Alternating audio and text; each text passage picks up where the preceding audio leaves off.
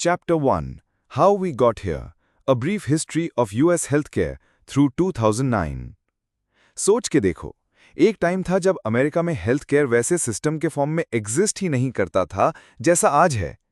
Doctors थे, hospitals थे, लेकिन कोई बड़ा नेटवर्क या इंश्योरेंस वाली दुनिया नहीं थी। पेशेंट डॉक्टर के पास जाता, फी देता और ट्रीटमेंट ले लेता। सिंपल और डायरेक्ट रिलेशन होता था। डॉक्टर पेशेंट की फिक्र करता, पेशेंट डॉक्टर को पैसा देता। अब कहानी शुरू होती है 1800 से। तब मेडिकल एजुकेशन भी ज्यादा ऑर्गेनाइज नहीं थी। कई डॉक्टर सिर्फ अप्रेंटिसशिप यानी एक उस्ताद के साथ सीखना से डॉक्टर बन जाते थे। कोई फॉर्मल लाइसेंस की जरूरत नहीं थी। मतलब आप चाहें तो अपने आप को डॉक्टर कहकर प्रैक्टिस करना स्टार्ट कर सकते थे। फिर आए एलीट डॉक्टर्स जो यूनिवर्सिटीज से पढ़कर आए थे। उन्होंने देखा कि बाहर के लोकल अप्रेंटिस डॉक्टर्स उनका बिजनेस छीन रहे हैं, तो उन्होंने मिलकर एक ऑर्गेनाइजेशन बनाई, AMA अमेरिकन मेडिकल एसोसिएशन 1847 में। इन्होंने गवर्नमेंट को कन्विंस किया कि एक लाइसेंस सिस्टम होना चाहिए। कहने को तो ये पब्लिक सेफ्टी के लिए था, पर असल में इसका एक मोटिव और भी था, अपना कंपटीशन कम करना। फिर आई फ्लेक्सनर रिपोर्ट 1910 में। ये एक सर्वे था जिसमें बोला गया कि बहुत सारी मेडिकल स्कूल्स सब स्टैंडर्ड हैं और इन्हें बंद करना चाहिए। रिजल्ट, बहुत सारी छोटी कॉलेजेस बंद हो गईं, डॉक्टर्स की सप्लाई कम हो गई और जो बचे वो ज्यादा पावर और पैसा बनाने लगे। मतलब क्वालिटी तो उठी, पर पेशेंट्स के लिए ट्रीटमेंट महंगा हो गया। यहां से एक और ट्विस्ट आता है, थर्ड पार्टी पेमेंट सिस्टम। पहले पेशेंट डॉक्टर को डायरेक्ट पे करता था, पर धीरे धीरे इंश्योरेंस कंपनीज बीच में आने लगी। अब पेशेंट सोचता कि इंश्योरेंस पे करेगी तो मुझे क्या टेंशन। डॉक्टर भी इंश्योरेंस को देखकर ट्रीटमेंट करता। रिजल्ट, एक फिड्यूशरी रिलेशन जो थाउजेंड्स ऑफ ईयर्स तक था वो टूटने लगा। और इंश्योरेंस शुरू हुआ तो इनिशियली सिर्फ बड़े कैटास्ट्रोफिक चीजों के लिए होता था, जैसे एक्सीडेंट या बड़ी बीमारी। पर फिर डॉक्टर्स और हॉस्पिटल्स ने देखा कि डिप्रेशन के टाइम पेशेंट्स पैसा नहीं दे पा रहे, तो उन्होंने इंश्योरेंस को एक्सपैंड कर दिया। रूटीन विजिट्स, चेकअप्स सब कवर होने लगा। यहीं से शुरू हुआ blue cross blue shield system. Government ने उनको एक गिफ्ट दिया, टैक्स एग्जेम्पशन। मतलब उनके प्रीमियम्स टैक्स फ्री होंगे, लेकिन बदले में एक शर्त लगी, कम्युनिटी रेटिंग। मतलब सबको एक ही प्रीमियम देना होगा, चाहे कोई हेल्दी हो या बीमार। अब सोचो, एक 25 साल का हेल्दी बंदा और एक 60 साल का क्रॉनिक पेशेंट दोनों सेम पैसा देंगे, क्या होगा? हेल्दी बंदा बोलेगा वाई शुड आई पे सो मच, और सिस्टम में से निकल जाएगा। बीमार बंदे रह जाएंगे और कॉस्ट और बढ़ेगी। ये होता है मॉरल हैजार्ड। फिर आई वर्ल्ड वॉर 2। उस टाइम वेजेस फ्रीज हो गई थी। गवर्नमेंट ने कहा सैलरी बढ़ा नहीं सकते। कंपनीज ने एम्प्लॉयज को अट्रैक्ट करने के लिए एक ट्रिक निकाली, फ्रिंज बेनिफिट्स देना शुरू किया, जैसे एम्प्लॉयर प्रोवाइडेड हेल्थ इंश्योरेंस। और गवर्नमेंट ने कहा कि अगर एम्प्लॉयर इंश्योरेंस के लिए पे करेगा तो वो टैक्स डिडक्टेबल होगा, मतलब और इंसेंटिव। स्लोली स्लोली ये पूरा सिस्टम एक कलेक्टिव मेस बन गया, जहां पेशेंट अपने पैसों से नहीं, इंश्योरेंस कंपनी के पैसों से ट्रीट होने लगा। और इंश्योरेंस कंपनी पेशेंट के बजाय डॉक्टर या हॉस्पिटल के साथ डील करने लगी। रिजल्ट, प्राइसेस स्काई रॉकेट हो गए, ब्यूरोक्रेसी बढ़ने लगी और डॉक्टर पेशेंट का असली रिश्ता वीक हो गया। और सबसे बड़ा ब्लो आया 1965 में, जब मेडिकेयर और मेडिकेड स्टार्ट हुआ। एल्डरली पॉपुलेशन गवर्नमेंट के अंडर आ गई। प्राइवेट इंश्योरेंस कंपनीज ने रिलीफ फील किया, क्योंकि उनके लिए सबसे कॉस्टली लोग यानी एल्डरली अब गवर्नमेंट के खर्चे पे गए।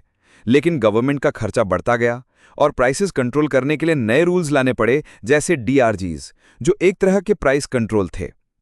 फिर आई 1980s की लॉ EMTAL।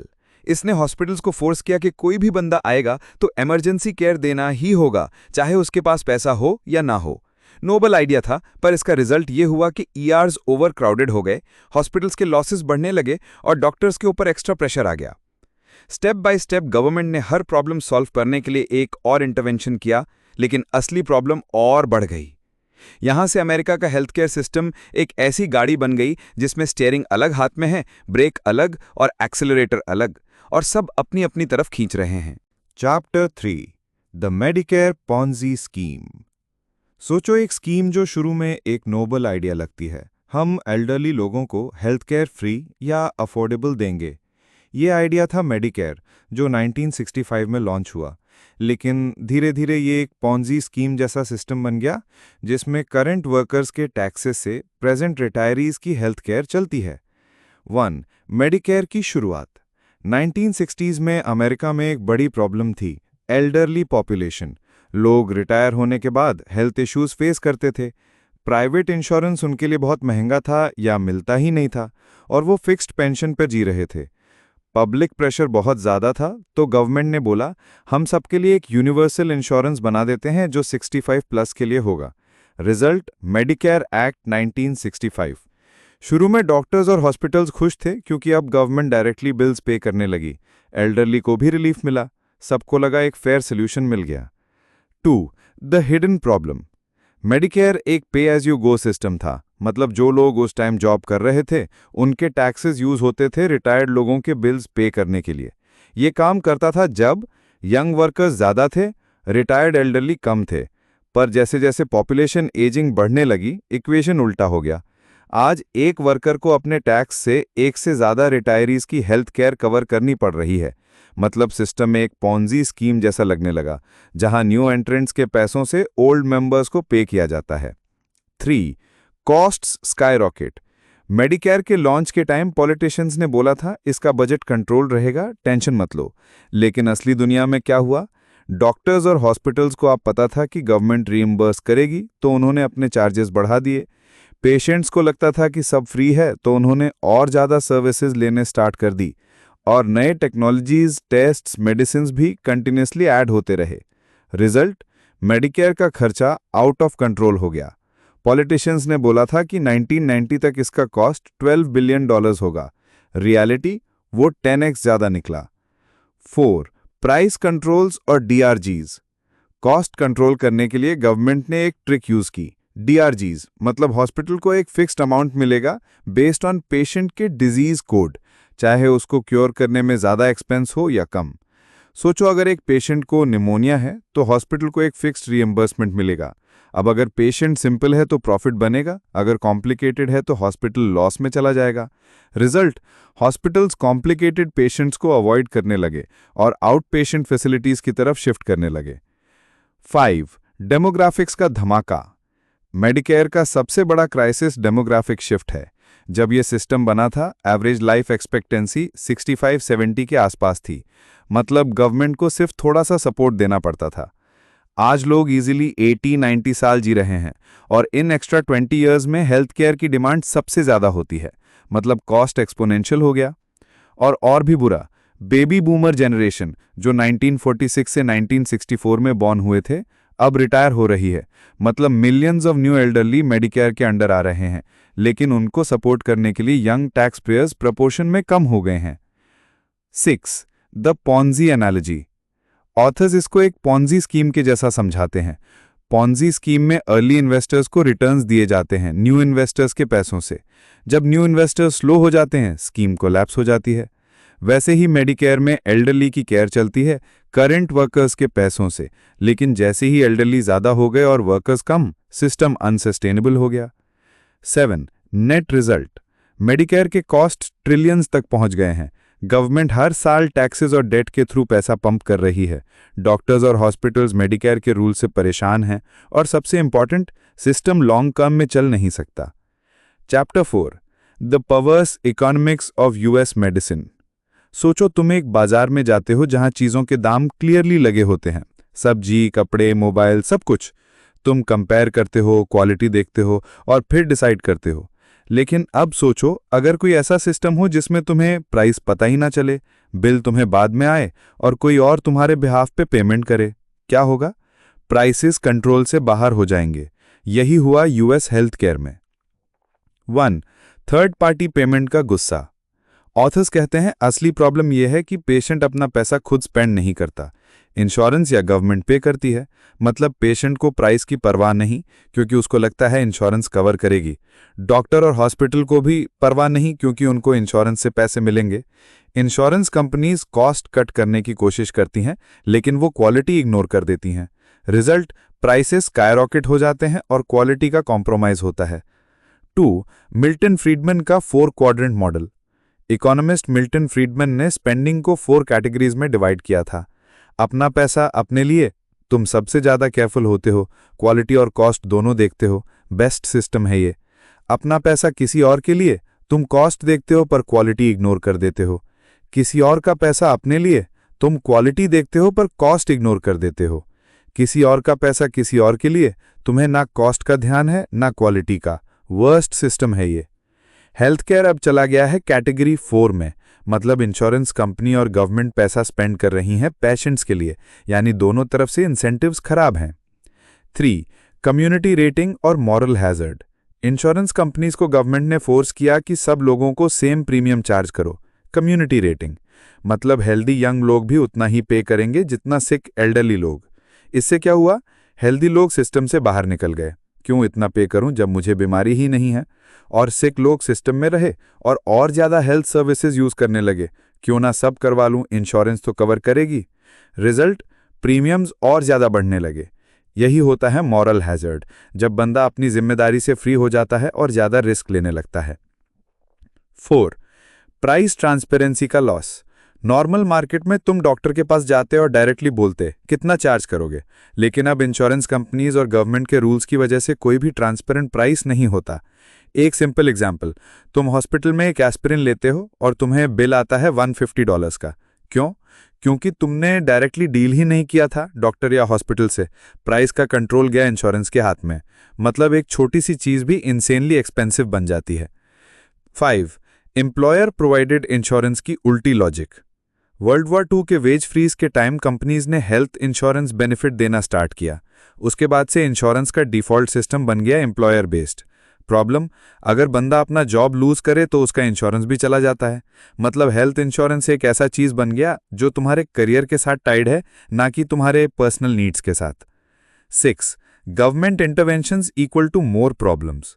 हर इंटरवेंशन एक नई मेस क्रिएट करता है। एग्जाम्पल, गवर्नमेंट ने कम्युनिटी रेटिंग लगाई, हेल्दी लोग सिस्टम से निकले, प्रीमियम्स बढ़े तो और लोग इंश्योरेंस अफोर्ड नहीं कर पाए, गवर्नमेंट ने और सब्सिडीज और प्रोग्राम्स बनाए, सब्सिडीज आई, डिमांड और बढ़ गई, प्राइसेस और बढ़ गए।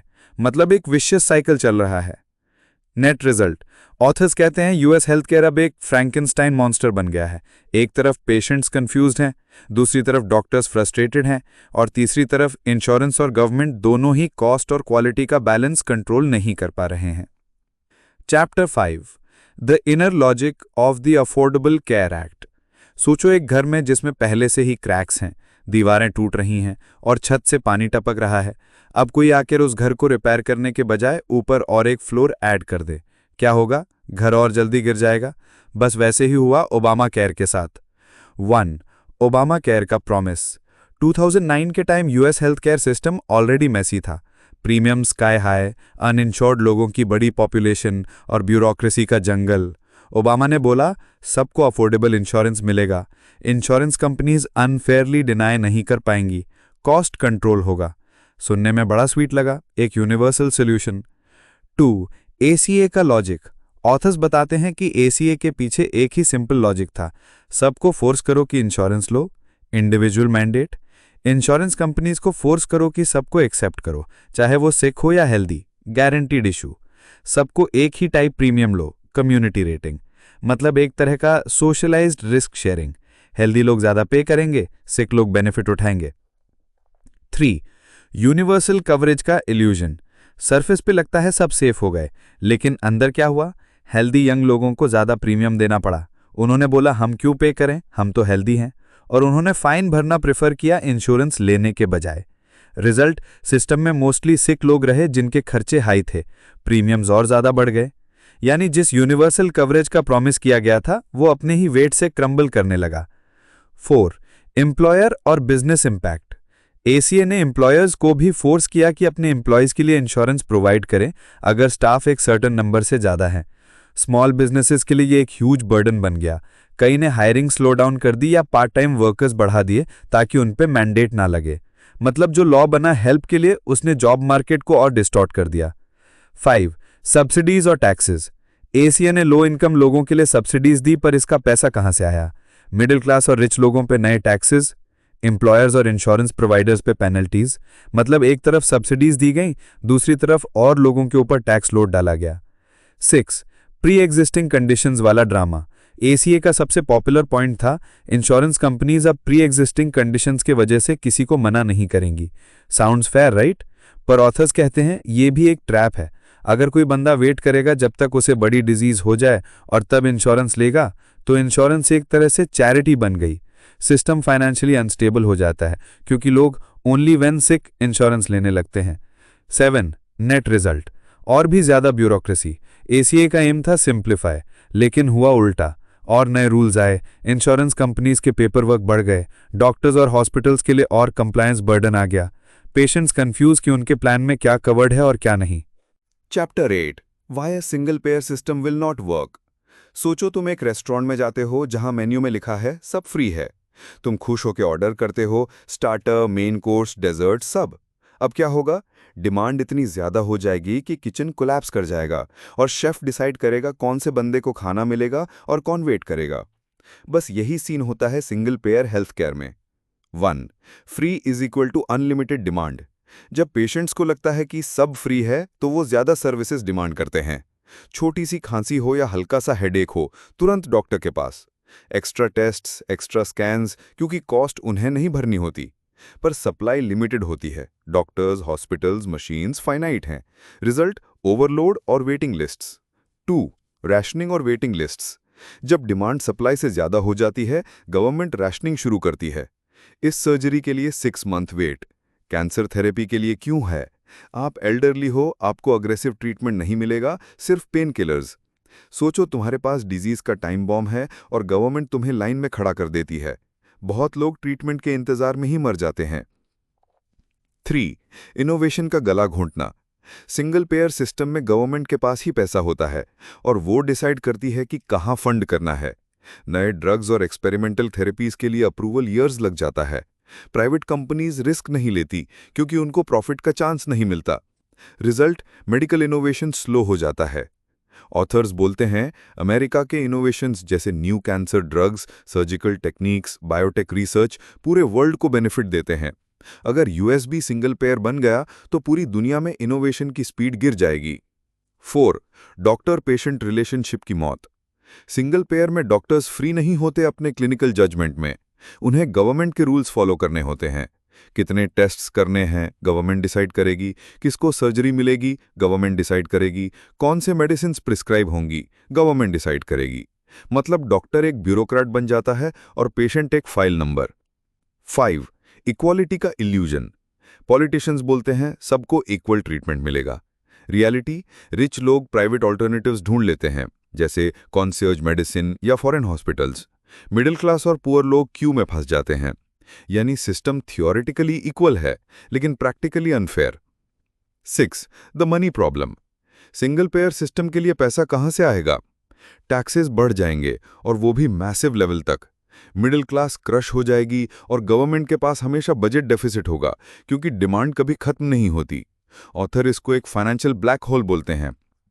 7. Real life examples. Authors Canada और यूके का एग्जाम्पल देते हैं। कनाडा में स्पेशलिस्ट अपॉइंटमेंट्स के लिए मंथ्स वेट होता है। यूके में कुछ लाइफ सेविंग ड्रग्स ही डिनाई कर दिए जाते हैं, टू कॉस्टली कहकर। पेशेंट्स अब्रॉड ट्रैवल करते हैं ट्रीटमेंट के लिए।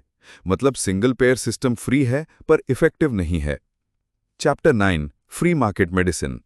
सोचो तुम एक बाजार जाते हो जहां हर दुकान पर प्राइसेस लिखे हैं। तुम कंपेयर करते हो, बेस्ट क्वालिटी चूज करते हो और फेयर दाम देते हो।